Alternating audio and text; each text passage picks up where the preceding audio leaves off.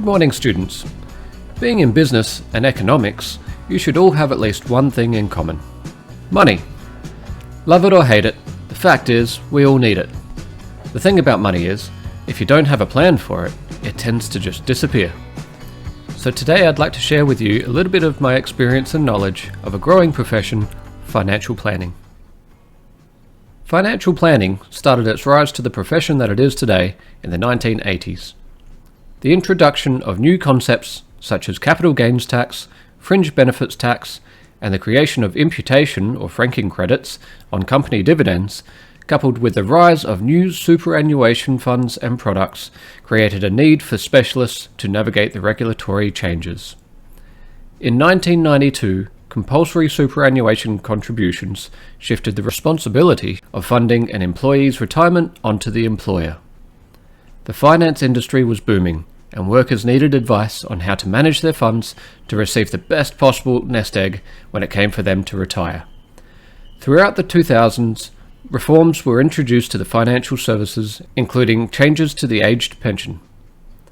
From 2010 to 2017, there were many reforms to improve performance, increase education, and reduce misconduct. There was a lot of scrutiny into the financial system at this time, and therefore many inquiries into financial services. In 2017, reforms were made to the Corporations Act 2001 to attempt to eradicate misconduct, eliminate unethical practices, and reinstate consumer trust in a discredited industry. The Financial Advisors Standards and Ethics Authority made changes to education, training, and ethical requirements for financial advisors. As of January 2019, only advisors that are registered through the Australian Securities and Investments Commission can legally use the title of financial advisor or financial planner. Changes were also updated to education requirements for existing advisors. Existing advisors would now need to complete an Ethics for Professional Advisors course in addition to approved bridging courses before January 2026 to bring themselves in line with new standards. For new entrants into the field, which hopefully includes a few of you, you must complete an approved degree, undertake a professional year working under supervision, and pass the financial advisor's exam. It is also an ongoing requirement for all financial planners to complete 40 hours of continued professional development each year they're qualified. Once you're a financial planner, there's some important things you need to be across. When it comes to financial planning, we need to know what is happening in the local economic environment while also staying on top of global news. From studying the past, we can see that over a long time frame, the economy trends in 4 stages of a business cycle. A recession, when there has been a decline in economic activity and we're experiencing reduced spending. This is followed by recovery, when the economy starts to rebuild and regain strength.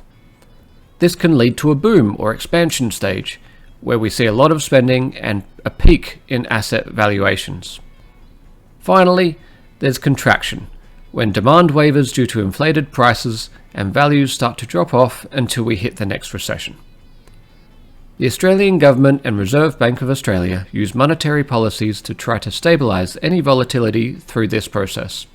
However, world events such as the dot-com bubble, global financial crisis, and most recently, the COVID-19 pandemic are all unforeseeable events that can change the economic climate in an instant. So as a financial advisor, you have a responsibility to your clients to know what is happening in the world and act in their best interests. Some of the top indicators we can use are the Gross Domestic Product, or GDP, the Consumer Price Index, or CPI, the cash interest rate, and unemployment rates. The GDP is used as a comparison indicator between national economies. These figures play an important role in decisions made by policymakers and financial markets as to which countries are booming and which are declining. This is valuable information to learn which countries are likely to see investment inflows. A recession is officially declared when there are 2 consecutive quarters of declining GDP. The Consumer Price Index is an indicator for inflation and the cost of living. The higher the CPI becomes, the more the average household needs to spend on goods and services, and the less they have from their pay packet to invest for their future.